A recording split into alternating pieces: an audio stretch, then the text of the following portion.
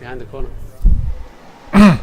Personnage marquant de la F1 au volant, Franck, mais aussi finalement dans l'association des pilotes. Sébastien Vettel, on a vu plusieurs la fin du pilote Vettel, Sergio Pérez, Aston Martin. Charles Leclerc avec qui il a échangé. On sait, ils étaient coéquipiers ensemble chez Ferrari pendant 2 ans. Alors je mets en place tout ça.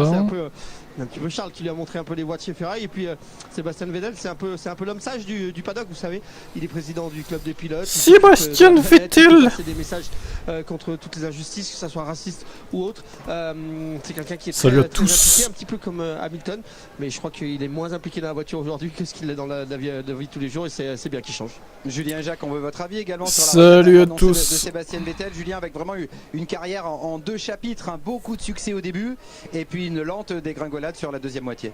Oui, il est arrivé Baby Choumi en impressionnant Baby tout Choumi. le paddock. Il remplaçait ce jour-là Robert Kubica accidenté au Canada. Et puis c'est vrai que son ascension a été plutôt fulgurante. C'est 4 titres. Bon, je mets ça en champion place et je enchaînés, mets sa l'écran parfaite après. De toute façon, il n'y a rien pour avec l'instant. Red Bull, avec Renault, avec tous ceux Il y qui a juste à l'entouraient. écouter. Hein. Et c'est vrai, une deuxième partie de carrière moins simple. Ferrari n'a pas été un passage évident pour lui.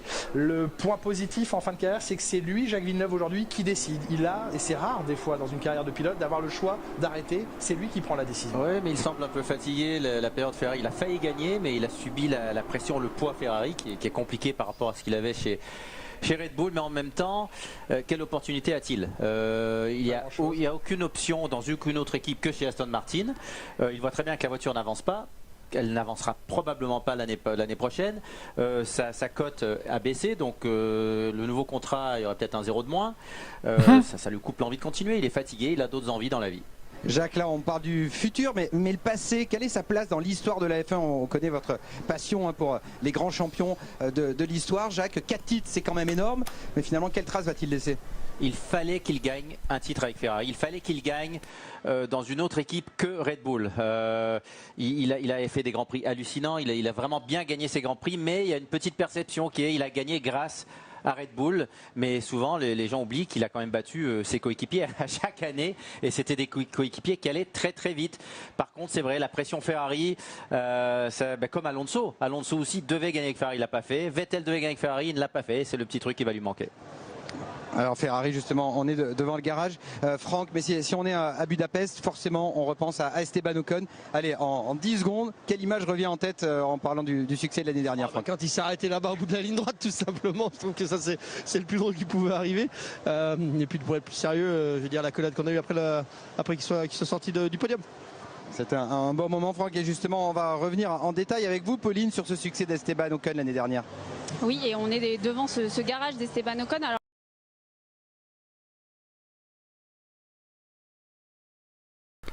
Oh, ça bug là, qu'est-ce qui se passe? Insupportable. Non. Qu'est-ce qui se passe là?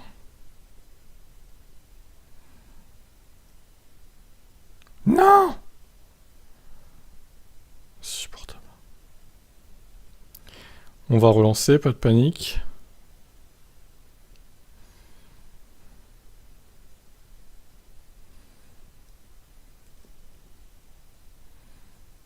sur la météo du week-end, écoutez-le. Ouais, c'est passé vite en tout cas, c'est un truc de fou, déjà 1 an, c'est clair.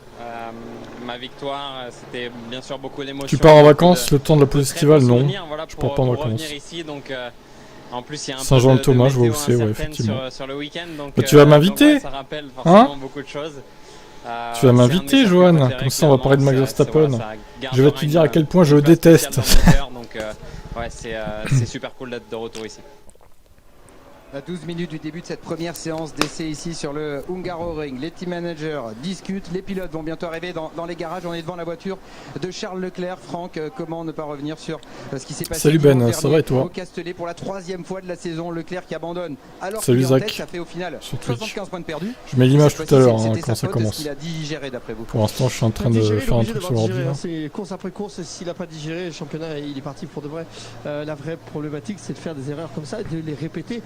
Comme vous l'avez dit, c'est pas la première fois. Donc c'est la vraie question, elle va être là.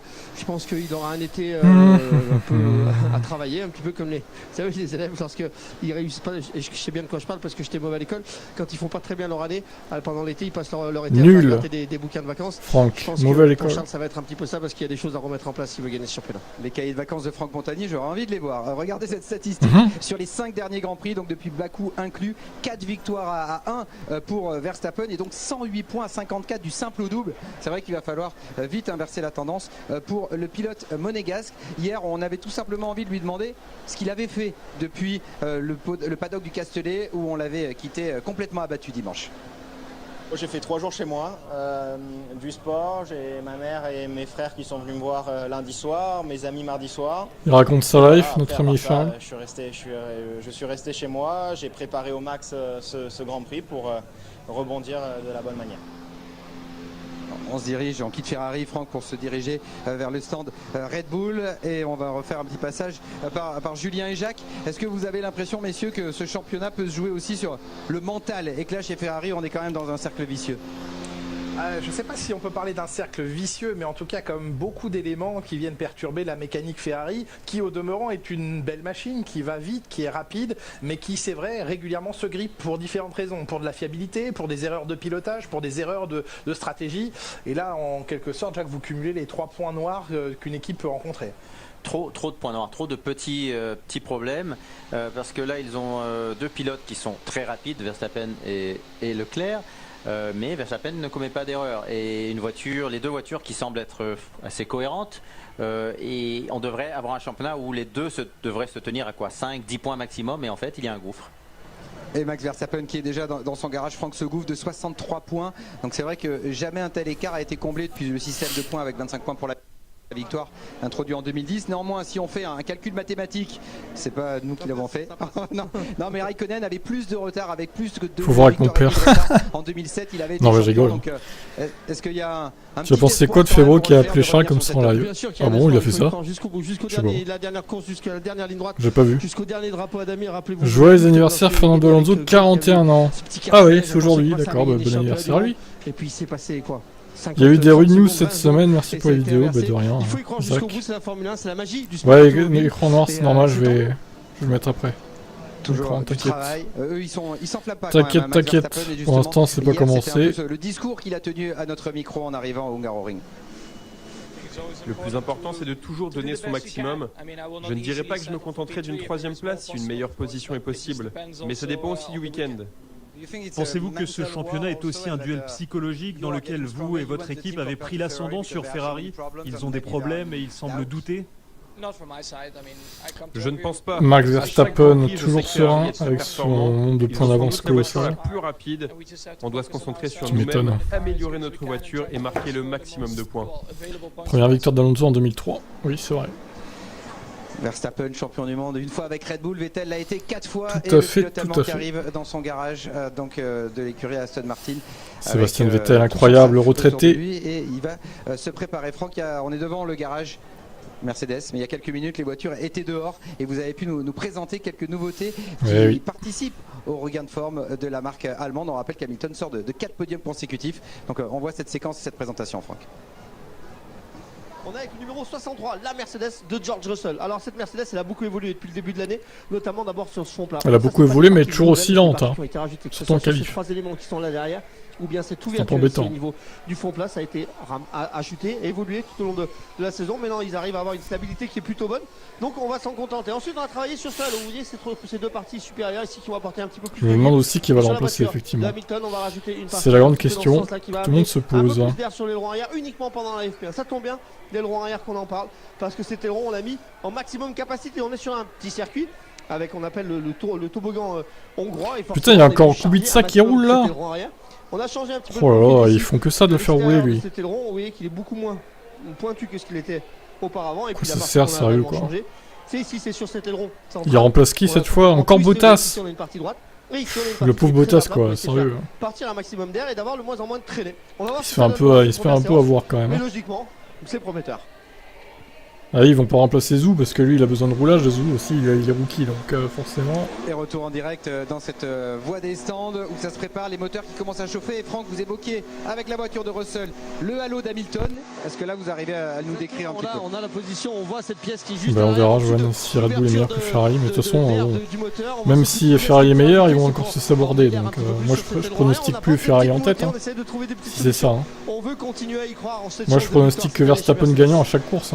Ça va être dit. On voit aussi pas mal les mécaniciens qui sont. Et merci à Karmas et Mrox pour leur follow sur Twitch. Commence à se diriger vers la sortie de cette voie N'hésitez des pas à faire stands, pareil sur YouTube aussi. Le cas de Pierre Gasly, le Français qui attendait d'avoir des nouveautés au Grand Prix de France. Ça s'est pas complètement concrétisé, mais sa saison peut basculer si ça marche pas bien. Là, ça qui va remplacer Vettel à l'automne? Il faut que ça marche ici. En plus, c'est un circuit qui est compliqué où il y a très peu de dépassements, donc il faut Moi, je pense que ça va se jouer entre Mick Schumacher et Alonso.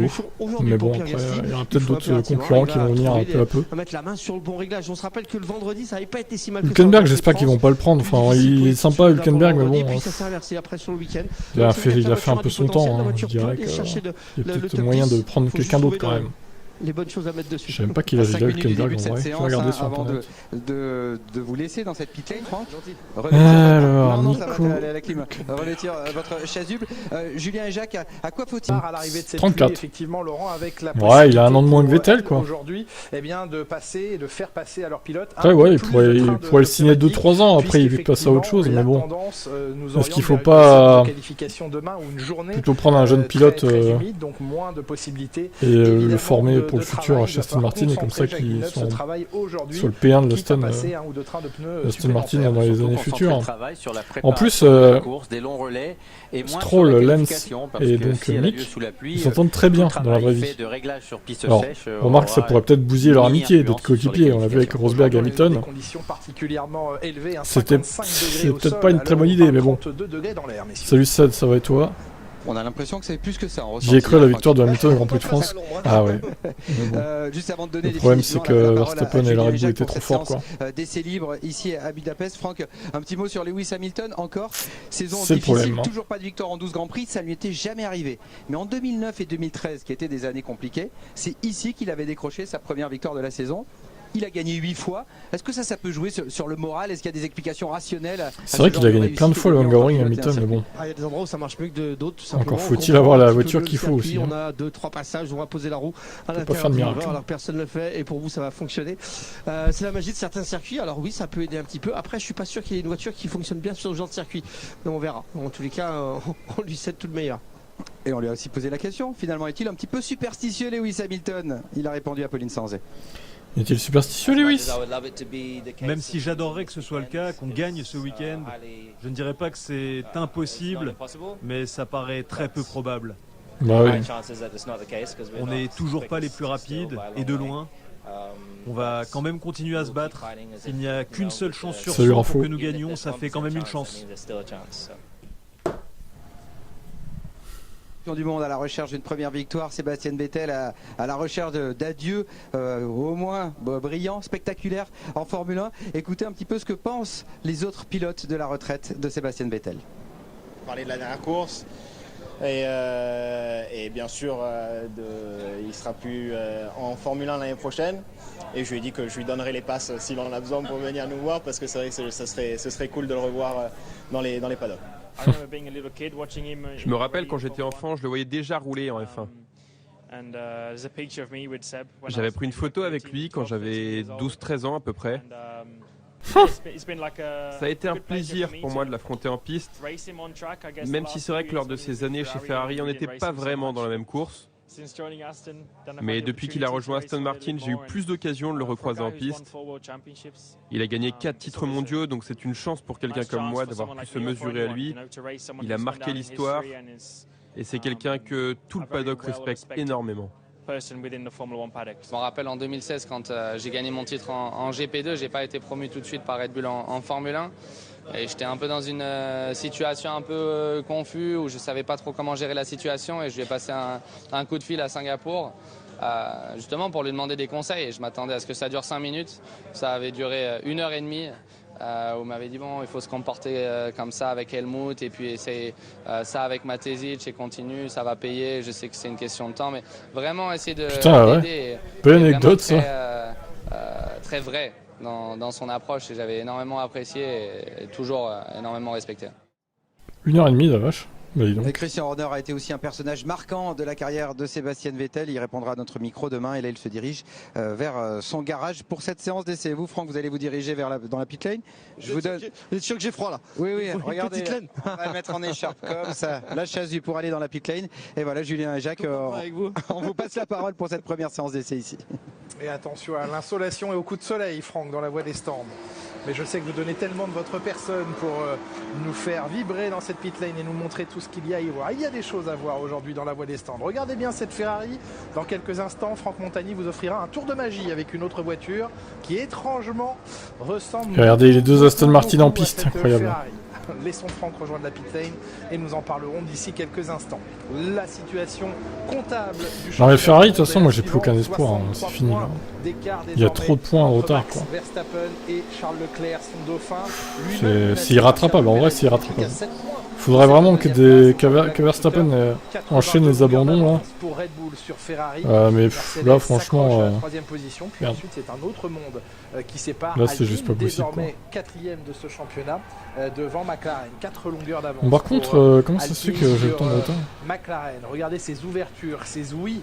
J'ai vraiment beaucoup de retard là. Bien aux pièces laisser échapper toute cette énergie, toute cette chaleur. Et il faut refroidir parce qu'il n'y a pas de longue ligne droite. Alors c'est un tourniquet et aujourd'hui il fait très chaud, plus chaud. Si vous pouvez mettre le décompte en haut à gauche s'il vous plaît.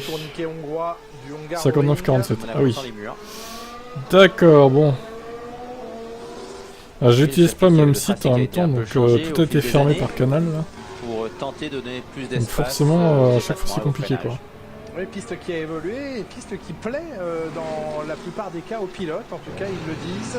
1 minute 20 de retard, magnifique. Leclerc nous le disait, Pierre Gasly nous le confiait. Bon, on reprend le retard habituel. Hein.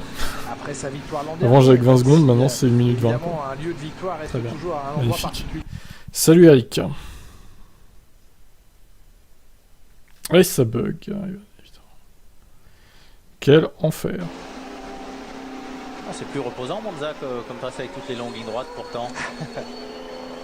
C'est une autre philosophie, un autre état d'esprit. Il faut braquer beaucoup là dans la voie des stands pour pouvoir se faire une place sur la file d'accélération. Surtout qu'elles sont larges, c'est monoplace. Nous sommes donc partis pour 1 heure de roulage ici sur le Hungaroring et je vous parlais des températures, hein, 55 degrés au sol, il fait très chaud. Jusqu'à ce que les orages éclatent, peut-être dans la nuit, en tout cas demain, journée pluvieuse. Ouais, demain ça va pleuvoir apparemment pour les qualifs, donc et les pilotes pour ça va être intéressant à suivre. Être dans un bon rythme, se louper dans un virage, et ça veut dire les 2-3 virages qui suivent sont loupés aussi. Latifi, soit un gros dégagement de fumée lié à de l'essence qui brûlerait dans l'échappement. Et Sébastien Vettel en secteur violet. Il fait meilleur temps.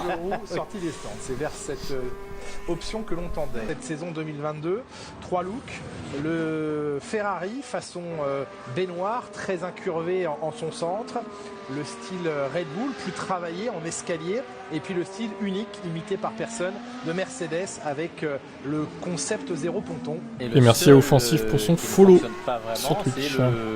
Ah bah tiens, le voilà justement. Incroyable. Ce sera fort intéressant pour Ocon. Ouais, c'est vrai qu'il a gagné l'année dernière lui. On l'oublie souvent, mais il a gagné une course aussi, Esteban Ocon. Incroyable là. Mais il manquait beaucoup de rythme à Mercedes le week-end dernier. Et clairement, eh bien, on est loin des objectifs que s'est fixé Mercedes à ce moment de la saison. Mais ça va généralement mieux en course qu'en qualification. Toujours, oui. En version qualification où la voiture peine. Allez, ça commence le trafic. Ensuite, elle a tellement d'appui aérodynamique cette monoplace qu'elle n'use pas trop la gomme et en course elle réussit à refaire un peu son retard. Le trafic sur le Hungaroring, la direction de course a rappelé dans une deuxième version de son document officiel publié ce matin, cette deuxième version a rappelé que les pilotes sur un tour lent, un tour de relâche ou un tour de préparation devaient s'écarter à la sortie du virage numéro 11. Oui, alors quel est le chrono à respecter au minimum là? Parce que c'était une 48 en France et là ça va être combien? Ouais, mais ils sont tellement arrêtés sur la piste, c'est n'importe quoi.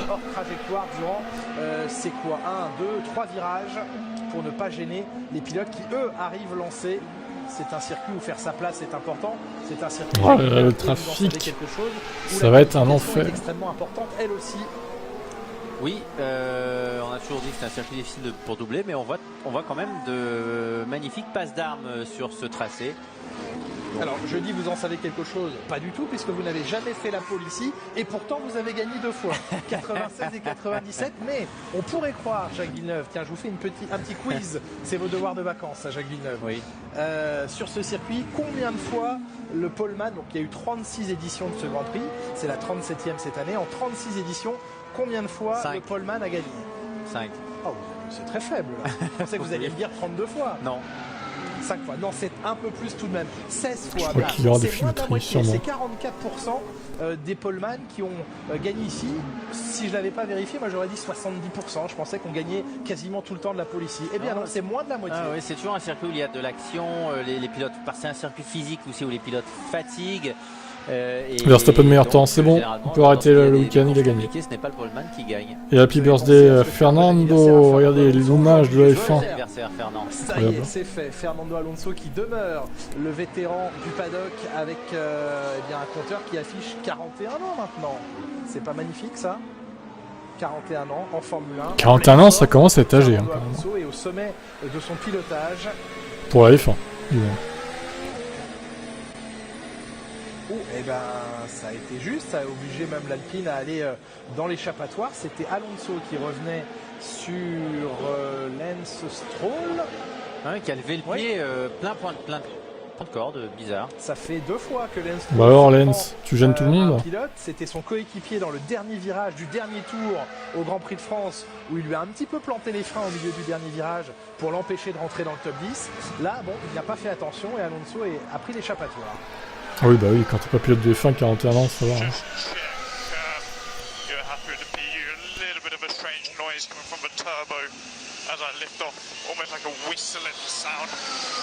Ah, il y a un sifflet. Un sifflement, ouais. George Russell qui demande à ce qu'on vérifie son unité de puissance. Qu'est-ce qu'elle a la Mercedes là au niveau du turbo parce que lorsqu'il relâche la pédale de gaz, eh bien, il y a un sifflement qui... Problème de fiabilité chez Mercedes. Un check nécessaire chez Mercedes. Terrible.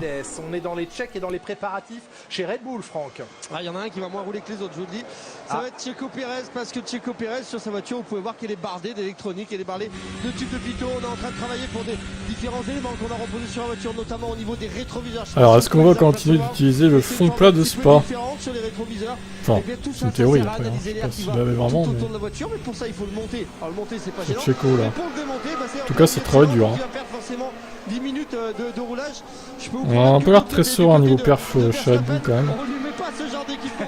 Ils ont tellement d'avance en même temps que... Même s'ils sont derrière Ferrari, encore ils ont de quoi voir venir niveau point. Bon, Sergio Pérez en plus qui prend des tirs. Alonso c'est le daron de la ça tire à balles réelles chez dernièrement il y a eu 2 fois. Il s'est loupé. Alors il y a eu 2 fois. Avant c'était Michael Schumacher, avant qu'il prenne sa deuxième retraite. Après ça a été Raikkonen. Et maintenant c'est Alonso. Perdu par Charles Leclerc 2 fois sur problème technique à Barcelone et à Bakou. Tu peux plus voir mes vidéos. Ça c'est vraiment incroyable. C'est impardonnable. Bah, ils ont dit qu'il y aura des améliorations, mais alors après ils rentrent pas dans les détails.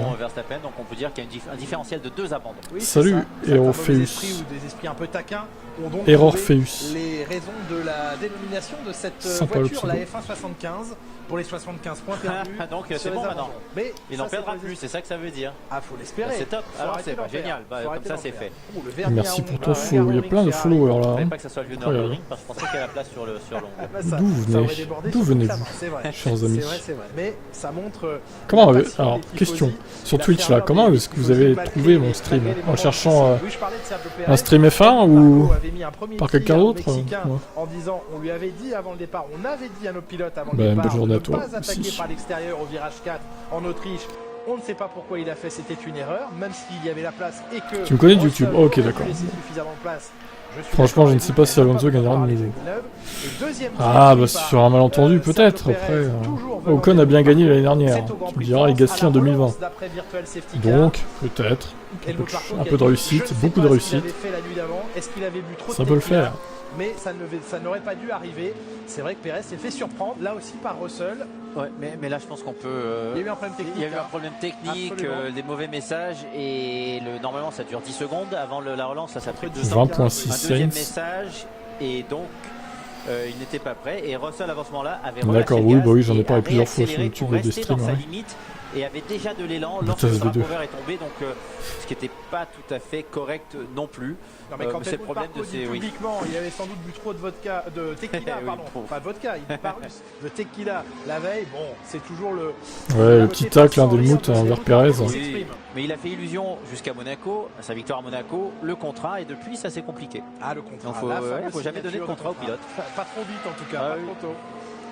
Et Ricciardo deuxième, oh là là, que se passe-t-il pour Daniel Ricciardo? Négociation de contrat. On le sait depuis hier officiellement, Sébastien Vettel quittera la Formule 1 à la fin de cette saison.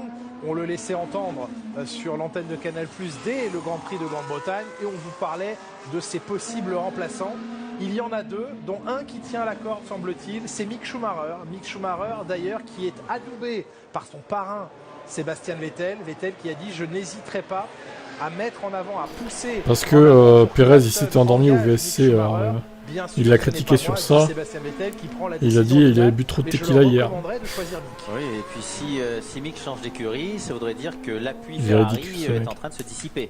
Oui, à son égard. Finalement, il s'appelle Mick Schumacher et aujourd'hui, s'il peut signer un contrat long terme chez Aston Martin. Lui, il a raison, oui, bien sûr. Pourquoi pas? Alors, il y a Mick Schumacher et puis il y a aussi Daniel Ricciardo parce qu'il l'a beau répéter à longueur de temps. Il s'est d'ailleurs agacé. J'espère que lors d'arrivée de Porsche, Marcos fera éjecter du team. Ça serait bien, effectivement. En disant, mais vous n'avez pas lu mes déclarations. Je crois qu'il a fait son temps, Marco, quand même. Je vous ai dit que j'avais un contrat pour l'année prochaine. Au pire, ils ont qu'à le garder jusqu'à 2025 et après 2026, ça dégage. McLaren et Ricciardo l'an prochain.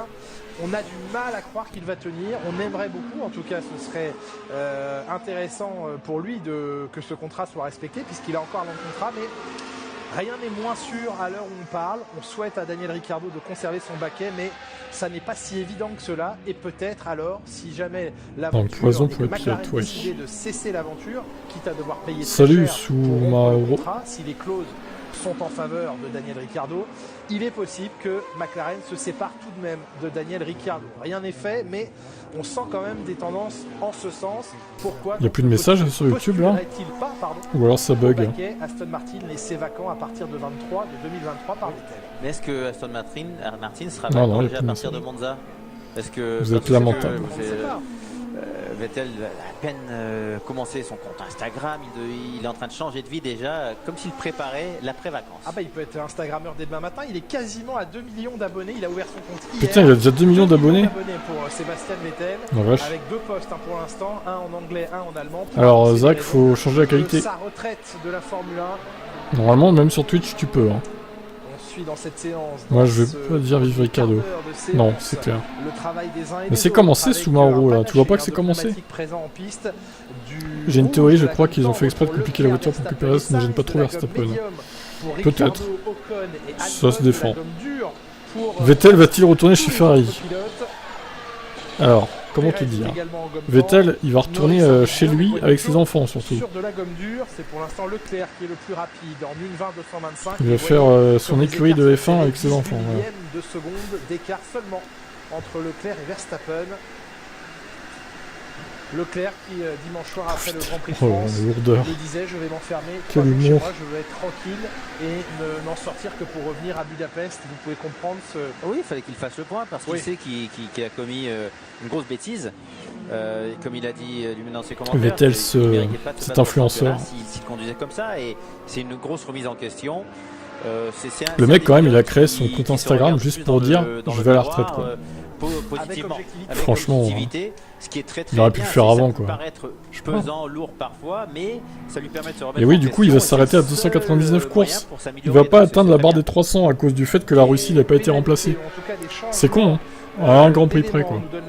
Rien d'alertant et d'alarmant. Ils auraient pu remplacer le Grand Prix de Russie quand même. Hein. Ils abusent. Par la FIA, seul Lando Norris utilise un nouveau set d'échappement, un 4e. Les pilotes ont droit à 8 jeux d'échappement par saison, donc rien d'affolant concernant Lando Norris. Et c'est le seul à avoir changé une pièce dans le parc d'éléments ce matin. Voyons cet après-midi ou demain. C'est pas un circuit où les équipes, les pilotes ont envie de payer des pénalités. Et ce n'est pas un circuit qui demande énormément au moteur de toute façon. Chez Red Bull, on se prépare également à devoir changer d'éléments moteurs bientôt chez Max Verstappen. Il y a déjà donc une anticipation sur un dépassement de pièces. Il faudra trouver l'endroit le plus susceptible. Ils vont tous le dépasser, je crois, le quota dans la saison. Lewis Hamilton est aux limites. Perez, il est P19, il va améliorer là. Compresseur et de CMG-UH. Chez Ferrari, on a déjà pour les deux pilotes dépassé ses limites. Des pénalités appliquées au Grand Prix de France pour Carlos Sainz et avant cela au Canada pour Charles Leclerc. Et grâce à ça, les prochaines pénalités ne seront que de 5 places. Qu'est-ce qu'il veut dire? N'est-ce pas Pas forcément. Oula, on n'a pas compris là. Une fois, s'il y a un changement de plusieurs éléments. Oui. Dommage pour être sans compris, oui, tout à fait. Exactement. Mais c'est à partir de. Et Marco d'abord en ligne de course, il nous cache quelque chose. Les pilotes sont envoyés en fond de grille. Et oui, il bluffe, comme depuis le début de saison. À la limite également pour Pierre Gasly qui touche aux limites de ses pièces moteurs turbo. Attends, Perez il arrive. Même pas de chose panique. pour Esteban Ocon. On s'attend évidemment dans les grands prix à venir après la pause estivale à voir des. Vous allez voir, Mercedes va tout gagner à partir de maintenant. Ils vont faire que des doublés. Surtout un peu frustré après le dernier Grand Prix parce qu'il a fait un dépassement magnifique et finalement ça ne l'aura pas payé très bien. Parce que c'était une maigre Leclerc, 5e place. Prams comme d'hab, ouais, et puis. Voilà, c'est Sainz pour le coup, il a pris la première place. Ça va être serré avec Max. Et Perez P5, derrière Ricardo. Regardez, on a déjà la première, c'est celle de Magnussen qu'on va suivre. Plongez-vous sous l'aileron arrière et vous allez me dire. Salut, ça va et toi, Hervé? Moi je pense que vous allez vite le savoir. On se retrouve tout simplement avec une Ferrari blanche ici. Vous savez que Ferrari amène ici le moteur, amène Ferrari les blanche. suspensions arrière, amène la boîte de Il manque des trucs pour que ce soit une Ferrari blanche quand même. On l'a copié entièrement, regardez. Ici on a la voiture de Mick Schumacher, regardez le dessus des pontons, ils sont tout à fait plats. Maintenant penchez-vous. C'est l'avant-dernier Grand Prix de Lewis. Qu'est-ce que tu racontes, ce droiteur? Qu'est-ce que tu parles dans des délires toi, mais c'est incroyable. Pourquoi tu insinues que Lewis va arrêter après Spa? Pourquoi en fait? Alors à moins que tu aies une vision de Lewis qui meurt, pour une raison ou une autre. Qu'est-ce que tu dis quoi? Ton prénom c'est Thibaut. Bravo. Tu es très perspicace. Adorateur, tu fais flipper. C'est ça, carrément quoi. Elle ressemble à quoi la As d'ailleurs? Ouais, ils ont un peu évolué le sidepod là, bon après c'est pas une énorme évo. On verra si c'est efficace surtout. Donc il y a copiage. Copiage légal. Ah, l'avant-dernière saison, oui, c'est mieux. Parce que Ferrari n'a pas envoyé les informations. Non, il n'y a pas eu de rétro-ingénierie. Tu penses qu'il va prendre sa retraite fin 2023? Je sais pas. Peut-être. Faudra voir au niveau de la Mercedes en 2023 surtout. Un nouveau chrono référence, une 19.863.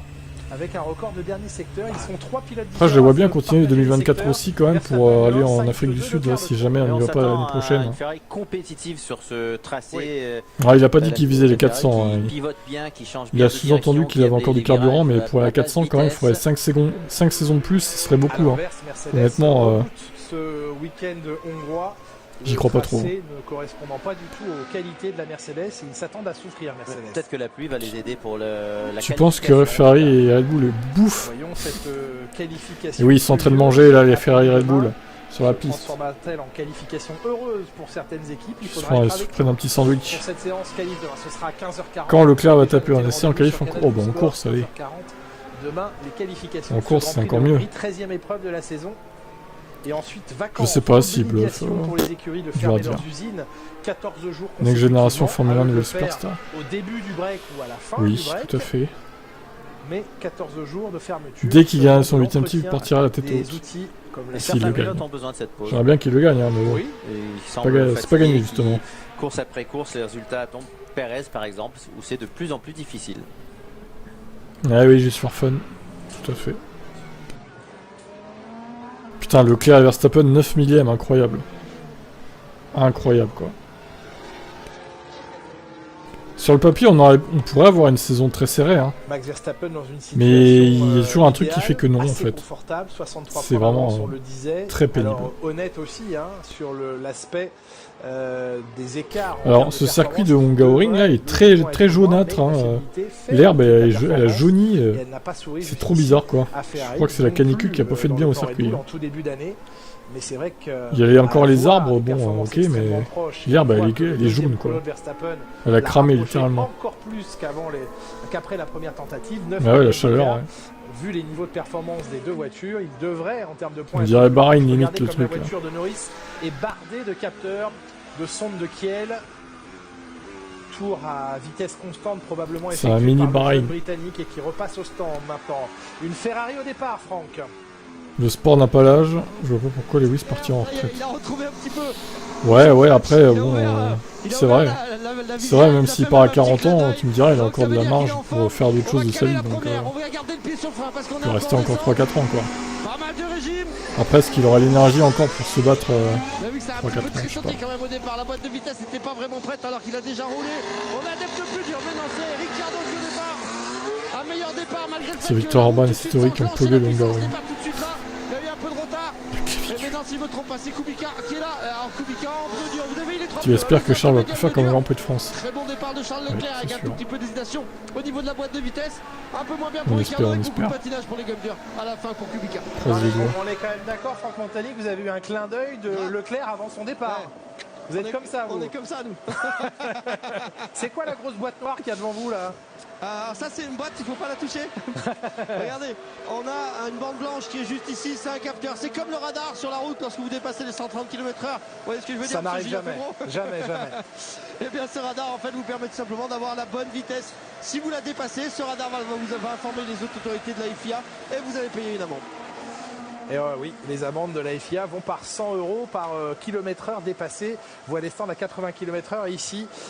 Attention donc, surveillance absolue. Oh, on le revoit ce petit clin d'œil quand même parce que le pilote qui est dans sa procédure de départ. On se refait l'image parce qu'on aime bien ça. Regardez, Charles Leclerc, Carpere Francky. Hey, tu vas bien mon ami? Et voilà. Tout se love dans la voie des stands, c'est incroyable. C'est les moments qui marquent bah ouais, c'est sympa. Au fil des années. C'est sympa. Sainz le plus rapide en piste. Record de premier secteur repris à Verstappen. 1:19.6 pour. J'aime bien les pilotes, mais ils prennent la place à des piastries et tout. Je le sens bien ce week-end, Carlos Sainz. Je sais pas pourquoi. Ouais, bah de toute façon, vu que Vettel part, là, ça va libérer une place pour Piastri, c'est sûr et certain.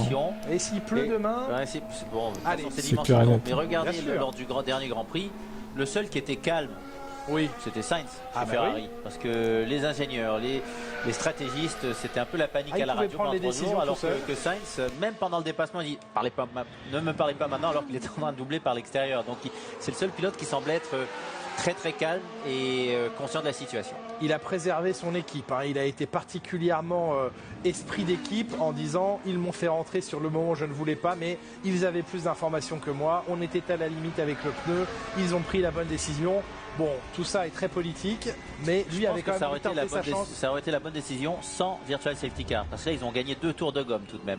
Oui, ça aurait été la bonne décision de le faire rentrer. Là, avec la T'es dégoûté pour Vettel.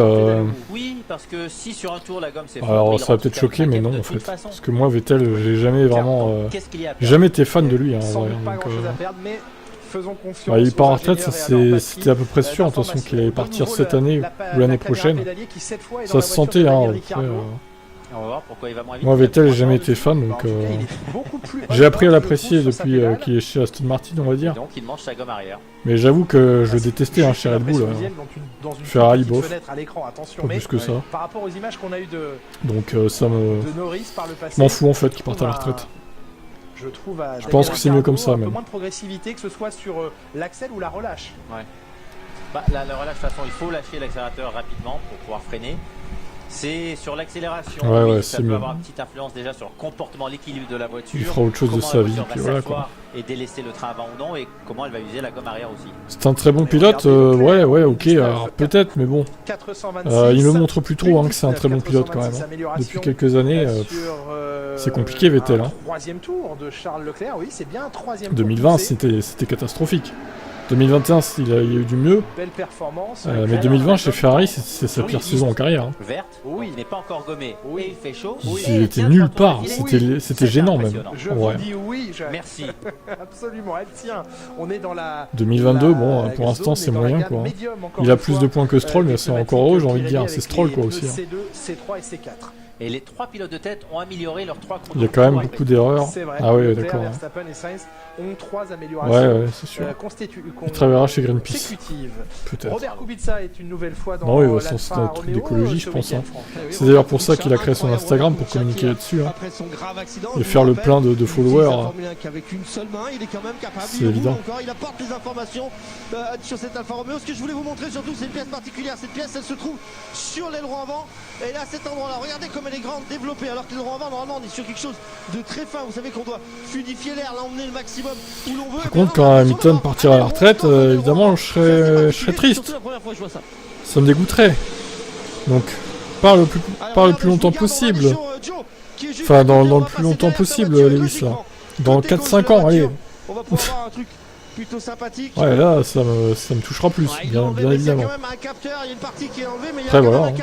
C'est comme Raikkonen, hein, quand il est parti à la retraite, balèque. Hein. Franchement, Raikkonen... Lui, je l'aimais bien au début, Raikkonen, c'est un peu l'inverse de Vettel.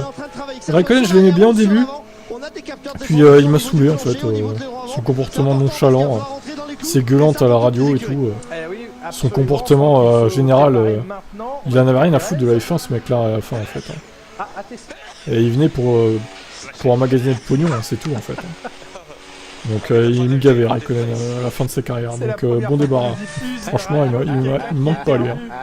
La Liberty Media ne s'interdit plus rien. Il dit qu'il avait beaucoup d'allergie sur ce circuit. Alors, attends, ça me rappelle deux choses dans cette il a éternué là. La première fois que j'entends quelqu'un éternuer, on a déjà entendu quelqu'un vomir dans son casque. Oui. Ils ont diffusé la radio de Perez qui éternue, non mais what? Sérieux quoi. Il a mis sa main devant la bouche. Je regarde pas la F1, bah non, je regarde pas la F1 juste pour Lewis, merci. Hein. Bon, bah, je continuerai à regarder la F1 quand il sera plus là, bien évidemment. Que Weber avait vomi dans son casque. Non, oui, ça c'était après. Et. Nelson Piquet. Imaginez Lewis quitte la F1 avec 10 titres de champion, ce serait beau. Il s'était battu avec quelqu'un aussi en bord de piste, avec Elio Salazar, exactement. Monza. Première chicane. Il tente les vacances. Il y a combien de F? Oh, franchement, Quentin, arrête d'écrire parce que c'est pas possible, on comprend rien. Désolé. Hein. Mais là, fais des phrases correctes au moins, essaye de faire un effort. Hein. C'est vraiment. On comprend rien, c'est terrible. Vettel est un peu moins dedans. J'ai détesté chez Toro Rosso en 2008 au Brésil. Chez Albo, il a rendu les grands prix en 2001 à partir de 2011. Ouais, il avait une voiture dominatrice aussi, hein, faut dire. Salut Daniel. Ces mesures doivent déjà être étudiées par les équipes parce qu'elles pourront être Noah, je vais te le dire, oui.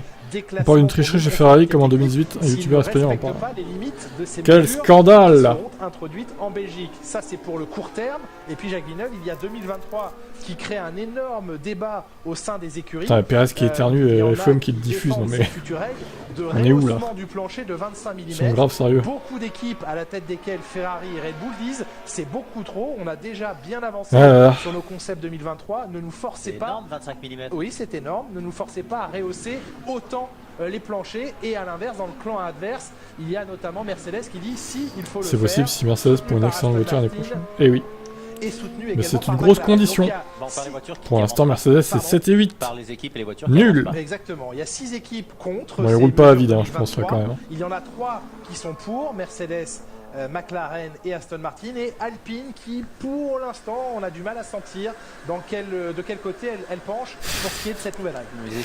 J'ai vu ton message, Quentin, c'est toujours pareil. Sauf si c'est pour la sécurité. Oui. C'est un peu compliqué. J'étais gavé par la domination de Vettel, je me faisais chier, je regardais Schumacher essayer de gagner avec Mercedes. Ah oui. Ouais, ça devait être pas facile pour toi en tant que fan de Schumacher. Une saison sur deux, c'est pas si atroce quand tu as dominer Michael ou Mercedes. Mais ce qui est rigolo, c'est que depuis qu'il y a cette discussion de changement de réglementation, on ne voit plus les Mercedes rebondir, on ne voit plus les pilotes se plaindre. Ouais, je suis d'accord, Hungaroring à mon avis. Ça vous fait. Ça risque d'être un peu compliqué pour Mercedes. Qui rigole dans la voie des stands, vous êtes chez Alpha Tauri. Qu'est-ce qui vous fait rire? Je sais pas, je sais plus, vous avez beaucoup de retard. Tu vois Mercedes ce week-end ou pas? Je les vois pas top. Je les vois pas top. Ils seront 5 et 6. Si tout se passe bien devant, ils seront 5 et 6. En même temps, vous me direz comme dans toutes les courses. Enfin, non, parce que ils ont battu Pérez à la régulière en France quand même. Hein. Ah oui, c'est sûr. Sainz, il aurait été devant, je pense, quand même. Parce qu'il avait un gros rythme. S'il n'était pas parti dernier, il aurait fini devant. Mais ils ont quand même battu Pérez à la régulière, Mercedes. En France, il faut dire que Pérez, il était quand même assez nul. En plus de France, c'est bof. Avec toutes les nouvelles pièces introduites en France, maintenant, eh bien, de trouver. Alors, je sais pas s'il sera au niveau ou pas, Pérez, mais. De travail et d'amélioration, en tout cas des réglages. N'empêche, ils l'ont re-signé 2 ans. C'est énorme. Alors s'il n'arrive plus comme avant, Pérez, est-ce qu'ils vont pas regretter de l'avoir signé 2 ans? Moi j'aurais peut-être fait que 1 an. Hein. Il va être temps de se reposer, vous l'avez dit Jacques Villeneuve, les pilotes doivent et vont en profiter pour récupérer et se refaire la santé. Eh bien, on a posé Silverstone et Castellet, c'était les circuits forts de Mercedes. Oui. Même si Castellet on pouvait les attendre mieux, mais ils ont été corrects on va dire. C'est sûr, c'est que non, il faut continuer à s'entraîner. Et au final, on sait que la deuxième partie de saison va être très intense. On reprend direct avec 3 courses d'affilée. Spa, Zandvoort et Monza. Après, on va avoir beaucoup de décalage à l'étranger. Mais non, il y a un peu de temps pour s'amuser, mais il y a aussi beaucoup de temps pour travailler. Tu pourras nous faire un topo sur les moteurs et les éléments que les pilotes ont utilisés. Ouais, il faudrait que je trouve ça, effectivement, ça pourrait être intéressant de voir. Les pilotes baissent à partir du début de la saison parce qu'ils ne peuvent plus s'entraîner autant qu'avant la saison. Il faut la reconstituer un petit peu pendant les vacances. C'est ce qu'ils nous disent. Oui, oui, mais piloter, c'est de l'entraînement. Donc, c'est plus la fatigue psychologique et mentale qui s'accumule. Compliqué de justifier un an, oui, après c'est Red Bull, hein, ils justifient ce qu'ils veulent. Hein, plus la saison avance, plus musculairement les pilotes sont forts, donc c'est vraiment la fatigue qui se met en place. C'est eux qui gèrent. Il faut à un moment recharger les batteries. Mais après là, bon, on le sent quand même bien moins performant, bien moins à l'aise avec la voiture Pérez. On a l'impression que c'est le Pérez 2021 qui revient là. Ce qui est pas terrible. Tu sais quoi, victoire de Lewis ce week-end? Ok, d'accord, directement. Franck, vous êtes avec nous? Je sens qu'un jour, Gasly et Ocon vont se battre pour le titre. Ah bah. Ça serait incroyable. Hein. Tu penses quoi de la retraite de Vettel? Bah comme j'ai dit tout à l'heure, hein, je m'y attendais à peu près. Si c'était pas cette année, c'était l'année prochaine. Sans retraite. Je vois qu'il y a beaucoup de monde qui sont tristes. Moi je m'en fous un peu en fait. Parce que j'ai jamais été fan de Vettel en vrai, donc je vais pas faire genre oh je suis triste, mon dieu, il va nous manquer. Alors ça c'est un bon pilote, hein. Après voilà, c'est comme ça. Les pilotes ils s'en vont, ils vont, ils viennent. Voilà, on parle pas que technique sur les FP1 et les FP2, parfois on vous alors Eric, qu'est-ce que tu nous mets toi? Oui, Mercedes offre. Salut Mathieu Fou, en fait dans le Horizon il y a quelque chose dont on parle.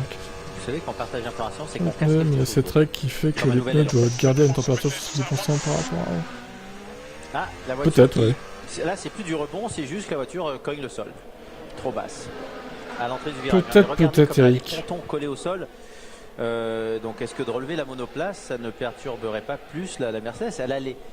Elle rebondit, cette Mercedes. Comme à l'époque des jupes en Formule 1, qui reste complètement plaquée au sol.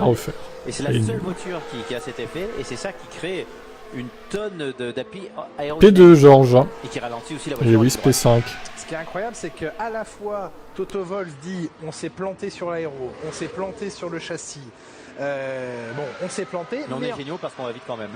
Non, il n'a pas dit on est géniaux, mais il croit encore en ce concept et a trouvé des solutions sur ce concept. Bien, relever le fond plat de 25 mm devrait aider Mercedes parce qu'ils ont déjà les pontons latéraux qui touchent le sol. Oui. Donc eux, ça leur permettrait d'avoir un 0 rebond, alors que les autres écuries de relever tout ce fond plat, ne pas avoir les pontons qui touchent le sol, leur faire perdre toute la partie aéro. Ça serait une énorme pénalité pour toutes les autres monoplaces. C'est peut-être pour ça qu'ils c'est pour ça qu'ils veulent pas justement. Là en gros la FIA elle a dans ses mains la carte pour faire revenir Mercedes aux avant-postes. Et tout le monde y est contre évidemment parce qu'ils veulent pas revoir Mercedes aux avant-postes. Donc ça va être compliqué. Hein. Je sais pas ce qu'ils vont décider en vrai. Et il se met au niveau de son coéquipier. Alonso sort de son garage, Franck. Ouais, regardez les grilles d'aération qu'il y a sur le côté de la voiture, elles sont absolument énormes. Je vais vous emmener maintenant chez Esteban Ocon qui est en train de changer un petit truc sur la voiture, un petit travail qu'on avait commencé à faire avec un boîtier blanc qu'il a que le mécanicien a dans la main. Et si on regarde un petit peu sur les grilles d'aération, si on essaie de se décaler... On était à 2 dixièmes, presque 3, ouais. Mais bon, c'est derrière Georges. Bien sûr, ici on est sur un circuit où il n'y a pas beaucoup de lignes droites, bien sûr. Il faut refroidir la voiture au maximum. Mais c'est quand même la seule écurie qui a apporté des grilles XXL. Il a dit Esteban Ocon. Ah ouais, j'ai pas entendu. De casser un moteur sur ce week-end, c'est une possibilité. En tous les cas, ce qui est sûr, c'est que pour toutes les équipes, ça va être difficile ce week-end. Le fait qu'il n'y ait pas de ligne droite, ça veut dire que les voitures, elles ne rafraîchissent pas. Et Franck, on irait bien aussi jeter un petit coup d'œil chez McLaren parce que l'impression qu'on a depuis la cabine, c'est qu'eux ont assez peu ouvert leurs aérations. Donc, écoutez, ça tombe bien parce que McLaren est juste à côté. Oh, vous êtes formidable. Ah, c'est génial. Enfin, c'est pas moi qui ai créé le stunt, hein, mais ça va être formidable. On nous demande souvent, Franck, pour quel qui décide de l'ordre d'installation des teams dans la pit lane. C'est le classement, c'est le classement au championnat du monde. Il prévoit de la pluie demain, ouais. Dans la voie des stands. Donc à voir si on aura. On est chez McLaren. Regardez sur le côté, en fait, il n'y a quasiment pas d'ouverture. Alors l'endroit où le mécanicien est en train de travailler, c'est pas du tout une ouverture, c'est une trappe qu'on vient de décaler. La seule ouverture qu'il y a, c'est si vous venez en face dans la voiture. Vous allez voir, si on monte un petit peu. Bah, Charlie, bon, il demande pas aux autres de changer leur concept, il demande à la FIA de faire un truc par rapport à la sécurité. Alors oui, c'est une mesure, une demande déguisée pour évidemment pénaliser les autres.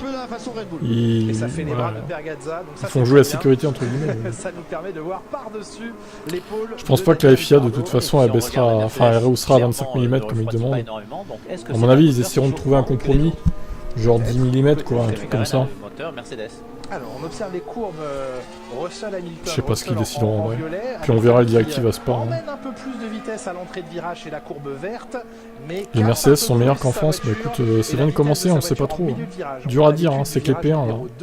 Ici, practice. Cette grande courbe à gauche en descente. Oui, faut pas trop se fier aux essais libres hein, quand même. Ça permet de garder de la vitesse et aussi après de moins taper dans sa gomme au moment d'accélérer. Regardez où Russell. On verra, on lira les déclarations tout à l'heure en soirée et puis on verra ce qu'ils disent. Mais bon, on va laisser faire les P1 et les P2 tout à l'heure. Les practice 2 c'est à 17h. Pour info. Ah ouais, mais Ferrari qui a un droit de veto, ça m'écoeure en vrai. Pourquoi eux ils ont un droit de veto et pas les autres quoi? Tout ça parce qu'ils sont là depuis longtemps, super. Faudrait peut-être l'enlever ça quand même. Je trouve ça un peu dégueulasse par rapport aux autres équipes quand même. Qu'ils aient un droit de veto et que les autres l'ont pas quoi. Tout ça pour leur ancienneté. Responsable de la stratégie, oui, sur, ça c'est des trucs à l'époque de Bernie ça. Faudrait peut-être l'enlever. Cinquième dans cette séance. Et c'est cartes faibles. Hein. C'est très serré devant, donc après, les 5 premiers, oui. Il y a la différence de quantité d'essence augmentée qu'on ne voit pas. Et McLaren, c'est vrai qu'ils ont plus trop de marsupial chez Mercedes. Et Alonso en gomme. Ah non, voilà, c'était en gomme. Je viens de passer la gomme. J'espère que Verstappen a sous le pied, tu m'étonnes. McLaren, Alonso qui a brillé au Castellet. Mais oui, ton Verstappen il en a sous le pied, t'inquiète pas. Il en fait souvent des bons départs, il se profile bien au premier freinage. Ah, c'était là. Et Lewis qui sort large. Dommage pour lui. Scandale. Il réussit donc à prendre la 6ème place du Grand Prix de France. Ah, il était très lucide pendant un très rigolo.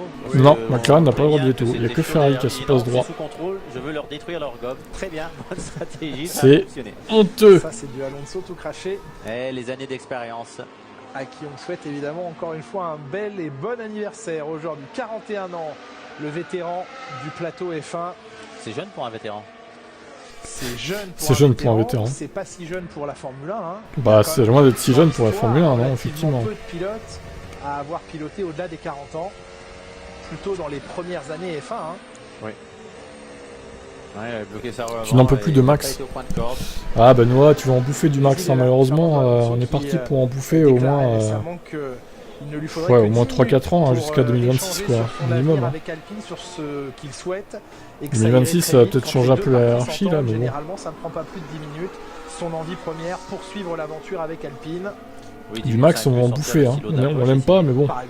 Tant pis, hein. Ceux qui aiment pas Hamilton ils ont bouffé du Hamilton, voilà. Nous on va bouffer du Max. Hein. C'est comme ça j'ai envie de te dire. Eh bien, tout va bien. Chacun son tour, malheureusement. Oui, du contrat. Mais il y a beaucoup de choses hein, dans un contrat de Formule 1. Ils peuvent être assez épais ces contrats avec les obligations attenant aux uns et aux autres. Les représentations, les présences à des événements, les assurances, beaucoup d'éléments. On essaiera un jour de vous décortiquer un contrat F1 sans en révéler les chiffres ni les noms. Mais... Quand il y a 70 pages, c'est que ça devient très compliqué. Oui.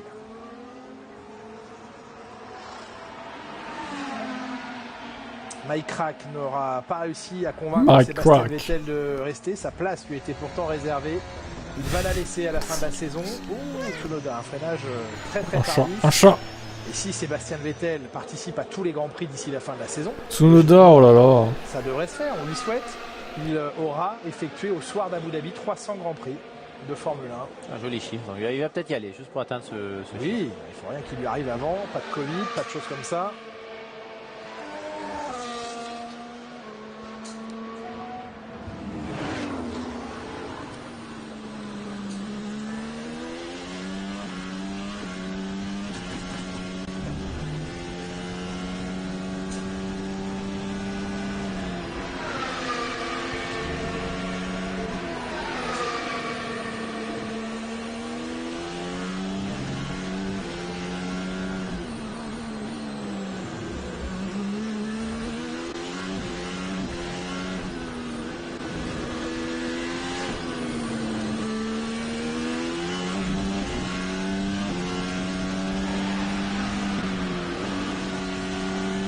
Comment Gasly peut être en dessous de Tsunoda cette saison?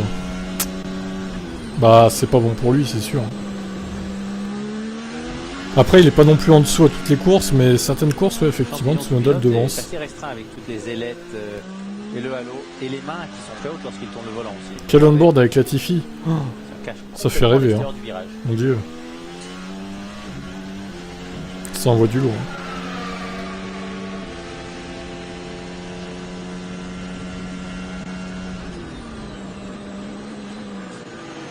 Beaucoup de manipulations à effectuer qui deviennent des habitudes pour les pilotes. Il ne faut pas qu'ils y pensent. Oui, à peine jeter un regard au volant pour s'assurer quand même que le chiffre engagé sur les petits rotacteurs est le bon.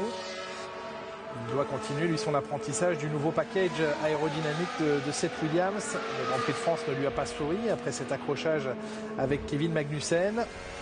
Et on voit encore, hein, c'était le roi avant qui s'écrase à mesure que la F1 prend de la vitesse. Et le rang avant flexible pour Mercedes. Il s'est loupé. Blocage de roue arrière. Vous l'avez annoncé, Jacques, avant même George Russell. Vous avez bien senti que c'était les roues arrière qui... Oui, j'ai senti mon siège bouger un peu. Ouais. Vous êtes comme dans ces salles de cinéma qui ont des sièges qui bougent. Exactement. Génial.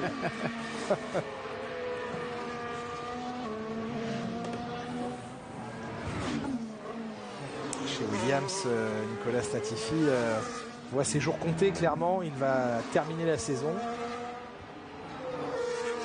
On peut vous affirmer que son baquet a été même menacé en cours de saison, mais qu'un accord avec un autre pilote n'a pas été trouvé au moment fatidique. Mais il était fort possible que Latifi soit contraint de laisser son baquet à un autre pilote dès le Grand Prix de France. Ça ne s'est pas produit, ça ne se produira maintenant sans doute plus avant la fin de la saison, mais rien n'est encore acté. Alors, il y a les vacances d'été pour effectuer les changements. Bien sûr. Il parle de Piastri là ou quoi?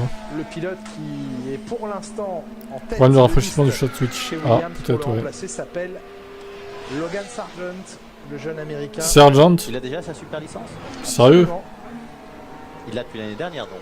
Pardon? Il l'a déjà depuis l'année dernière, sa super licence.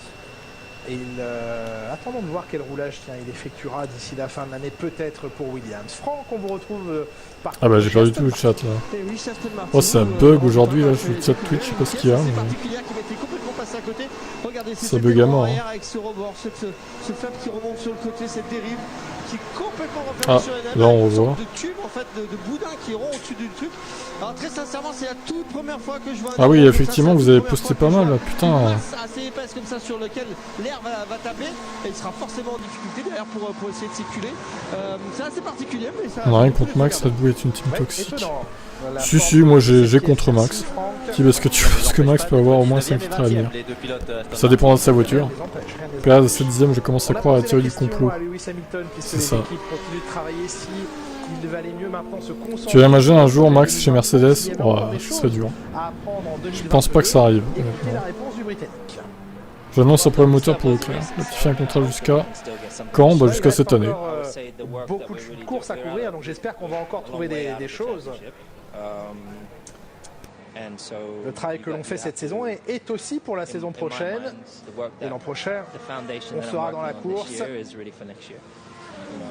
Imagine les Mercedes reviennent à 3 dixièmes des top teams. C'est incroyable. L'année prochaine, et j'espère que nous serons dans la bataille. Même si on ne l'est pas cette année, bien sûr. Si AW13 avait le plancher flexible des FFA et Red Bull, elle ferait des ravages aujourd'hui. Peut-être, hein. Franchement, c'est bien possible. Elle serait au moins à leur niveau, je pense. Donc lorsqu'on dit on arrête de développer cette monoplace, on ne se concentre que sur l'année prochaine. Et Max, ça ne marche pas complètement, parce que c'est toujours une évolution de la saison actuelle. Un très bon dernier secteur, Verstappen, qui en avait perdu dans le deuxième. Ça lui permet de faire un joli gap sur Sainz, qui venait d'améliorer.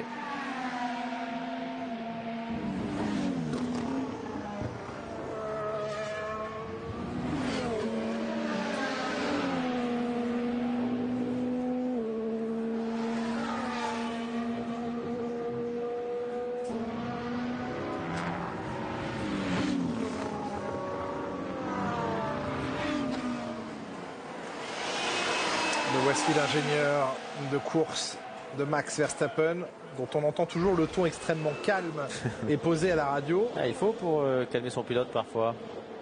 Ce que ne font pas les ingénieurs de chez Ferrari, qui ont toujours des voix, on a l'impression de lapins affolés dans les feux d'une voiture. Non mais c'est vrai, hein, lorsqu'ils parlent à Leclerc et Sainz, on a toujours un sentiment de on n'est pas sûr, débrouille-toi avec ça. Oui, on l'a ressenti. Johan toujours en stress de ne pas avoir une Red Bull performante. Sainz qui lui était super calme. Tu sais très bien que des fois il commence mal les week-ends et après il revient fort. Ce sera pareil pour cette fois, je pense. Et en plus là, Verstappen est premier. Donc, ils sont plutôt bons, hein, 3 dixièmes d'avance. Après Ferrari n'a pas amélioré depuis un moment. Mais... il est le détenteur du plus grand nombre de tours passés en course, battant Kimi Raikkonen. Bravo. Je sais bien que Verstappen a dû gagner en 2021, il suivra toute sa vie. Je pensais qu'il a toujours été dans le top 5 sauf ici. J'ai du jus, j'ai soif de continuer. Et il a un championnat à gagner encore, il veut battre tous les records. Ah oui. Oui, mais pour arriver... Monaco à gros pour être seul devant Michael Schumacher au nombre de titres mondiaux, amélioration de Leclerc. C'est Verstappen qui avait repris les commandes et qui les tient toujours en 1.18.8. Leclerc en 1.19.0. Bahreïn et Monza. Wolf qui disait récemment en conférence de presse être prêt à signer Lewis Hamilton pour qu'il atteigne 400 Grands Prix, lui qui en était à 300.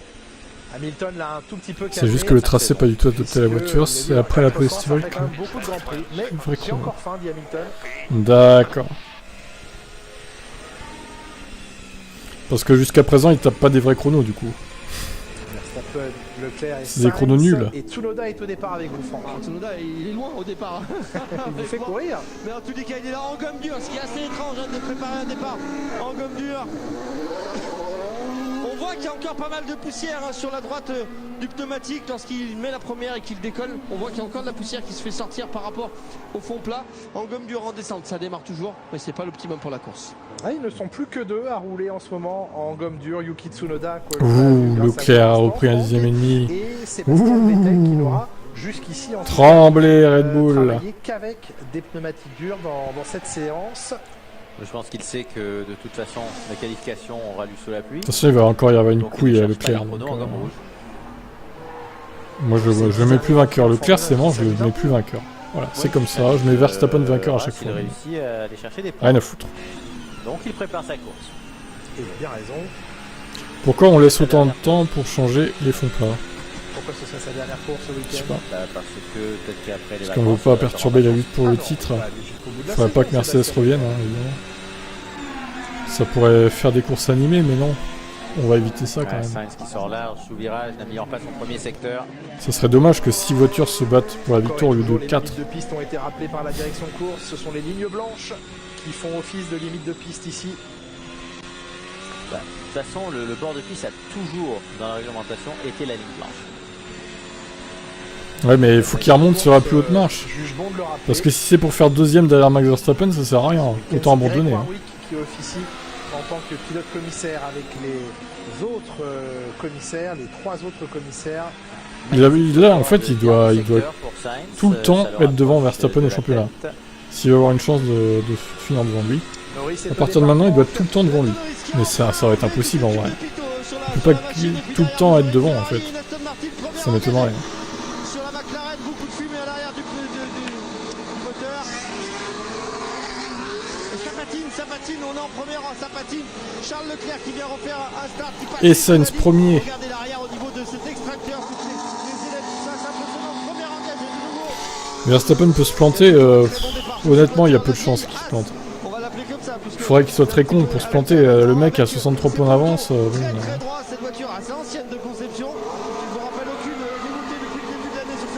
Il y a très peu. Faut pas compter sur ça, je pense.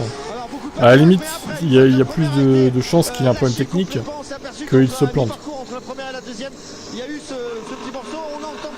Bah ouais, ils peuvent tous se planter. Oui, si tu vas par là, Leclerc peut se replanter aussi du coup. C'est compliqué quoi.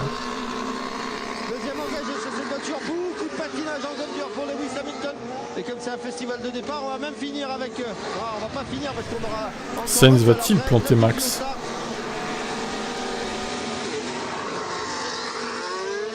Alors je me demande s'ils font des départ ou s'ils font de la chauffe de pneus. À moins que Bottas nous refasse un petit bowling.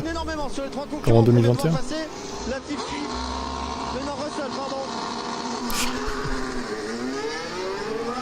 D'accord. Donc le plus beau va gagner quoi. Parce que lorsque la voiture est posée, elle n'a absolument pas le droit de partir, pas le droit de bouger, ni même d'un centimètre.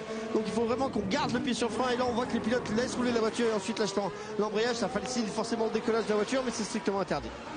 Et ils auront l'occasion, les pilotes, en fin de séance, dans 10 minutes maintenant, un peu plus de 10 minutes, la possibilité de venir sur la grille de départ, effectuer une procédure, une dernière procédure dans cette séance. Allez, pied au plancher pour Daniel Ricciardo. Ah, il est devant son coéquipier.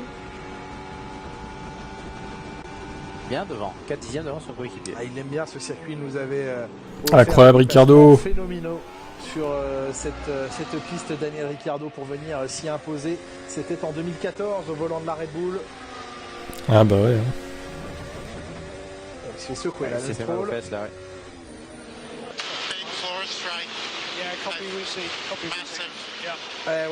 Ouais, Stroll. Là, je pense qu'il a senti dans les vertèbres. Les 4 ronds ont décollé. Dans les lombaires, dans les vertèbres et son plancher qui peut avoir subi des fissures. Vous voyez les petites sondes qui sont. Stroll, ça serait bien qu'il dégage quand même, mais ça n'arrivera pas tant qu'il y aura son père aux commandes, mais bon. C'est-à-dire que la pointe ne sort pas. C'est un peu abusé hein, quand même, qu'il ait sa place à cause, grâce à son père quoi. Dans les grandes lignes identiques, hein, c'est mesurer la pression de l'air et l'écoulement de l'air à cet endroit, mais la pression qui passe par ce tube. Et regardez le travail de suspension, une suspension carénée. Regardez comme bougent également les flaps verticaux qui marquent les entrées tunnels sous la voiture. J'ai jamais vu les suspensions qui rentraient et qui sortaient du carénage. Eh oui, c'est magnifique. Mais bon, est-ce que les voitures rapides ont ce même système? Ah, elles l'ont toutes, hein, parce qu'à un moment donné, il faut un carénage à cet endroit. Certains carénent sur toute la longueur d'ailleurs, hein, on ne voit pas forcément. En tout cas, c'était pas supposé être un objet. Il suffirait de 6 courses, mais c'est beaucoup 6 courses sur 10 courses restantes déjà. Il est protectif de la. Il faut qu'il fasse des doublés jusqu'à la fin quoi. Il a un aspect aéro également, mais cette pièce-là ne bouge pas. Non, c'est le bras qui bouge, mais pas cette protection. Bravo. C'est le bras dans la cheveux. Salaud de Hollandais et surtout salaud de Ferrari qui se saborde tout seul aussi. Hein.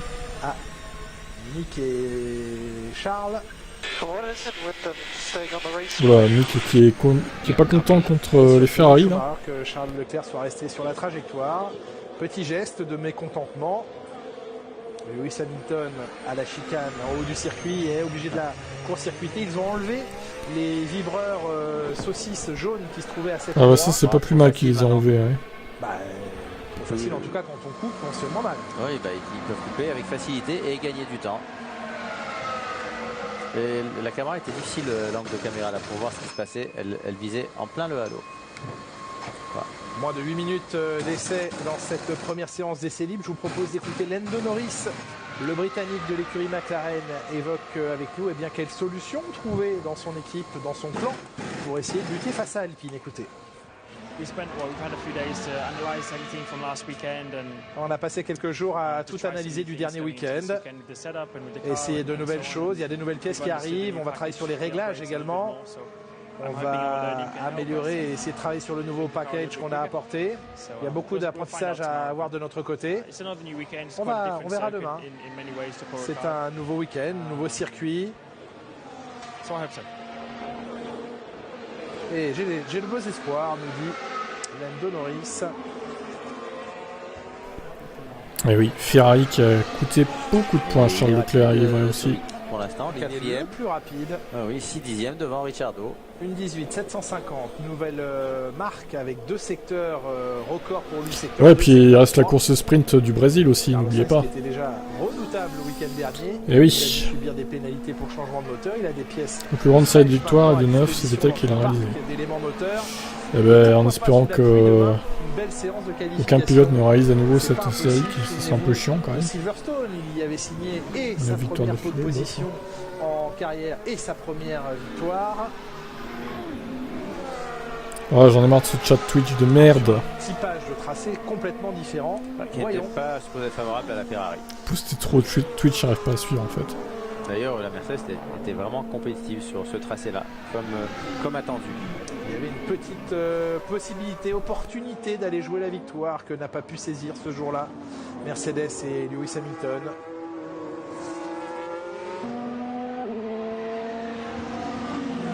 Perez qui se fait allègrement fermer la porte par Mick Schumacher. Chacun défend son tour. Voilà, oui, voilà. Un prêté pour un rendu. Voilà. Mais c'était pas les mêmes pilotes. La fin du tour de Lance Stroll qui lui permet de gagner cette position. 12e Lance Stroll avec arrêtons de prier pour des accidents. Toujours légèrement derrière Vettel. Les deux pilotes se tiennent depuis le début de la 11e et 12e, c'est pas mal après avoir travaillé sur la gomme dure en début. Imagine Mick Schumacher bat les records de son père. Par Mick Schumacher, on revoit à nouveau. Ça m'étonnerait, honnêtement. Ça m'étonnerait fort. Non, je diffuse pas le Grand Prix sur Twitch du coup. L'autre jour ça a tenu un quart d'heure. Hein. Ça valait pas le coup au final. Salut Emmanuel. Les 5 dernières minutes de cette séance, Carlos Sainz le plus rapide, près d'1,5 dixième d'avance sur Verstappen, près de 3 dixièmes d'avance sur Charles Leclerc. Latifi a un contrat jusqu'à fin 2022. Donc l'année prochaine ça dégage. Dans la bataille semble-t-il. A priori, j'espère en tout cas. Ah oui. Ça semble être une voiture tellement compliquée et pointue qu'une course ils sont à l'arrière, l'autre sans raison devant. Et ça n'est jamais sur des circuits qui sont semblables. Avec des évolutions majeures comme celui de Sergio Perez à l'attention de Mick Schumacher après vérification. C'était majeur comme réaction. C'était une réaction majeure. Il aurait voulu le mettre à l'index, mais non. Il a choisi le majeur. Oui, c'est frustré Checo d'être aussi lent en Red Bull. Du halo surtout.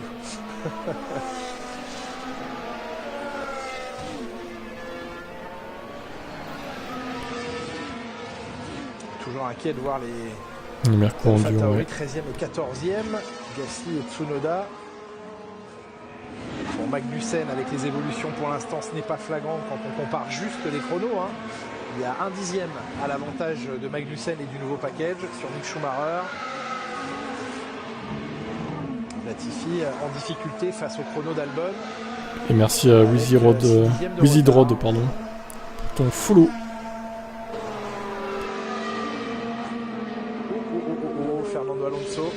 échappatoire dans un des virages les plus rapides du circuit, le 11. Beaucoup de vitesse sur une bosse. Ouais, mais c'est le virage piloté le plus rapide. C'est le virage le plus rapide du circuit, oui. Ce droite en descente, on le revoit ici. Ah, il a perdu très tôt en entrée. Ouais, il a bien récupéré. Au moment de changer de direction.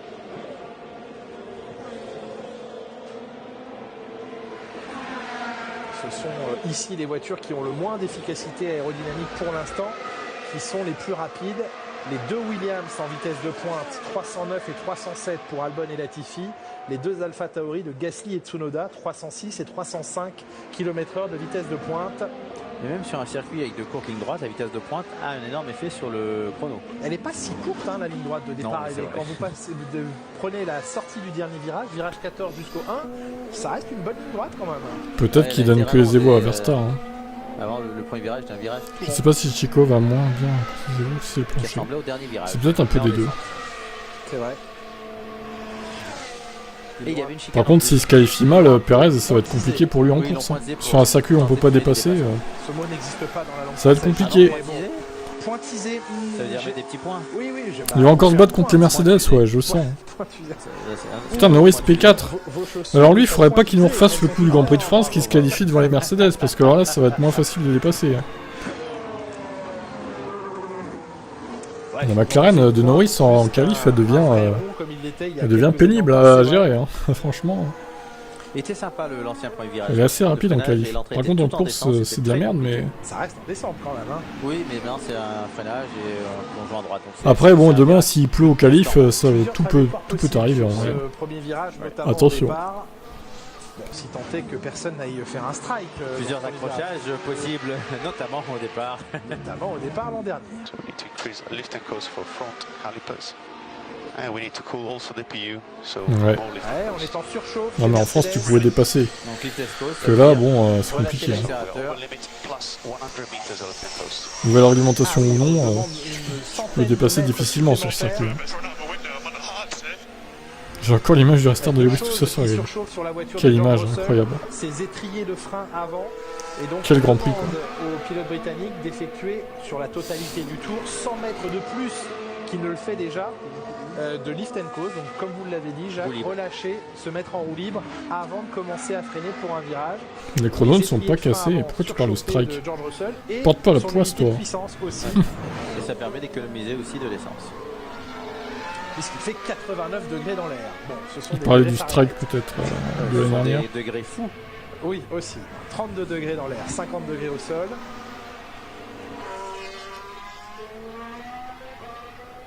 Ouais, il y a encore Kubica, ouais. Habituellement si verte sur les abords du circuit.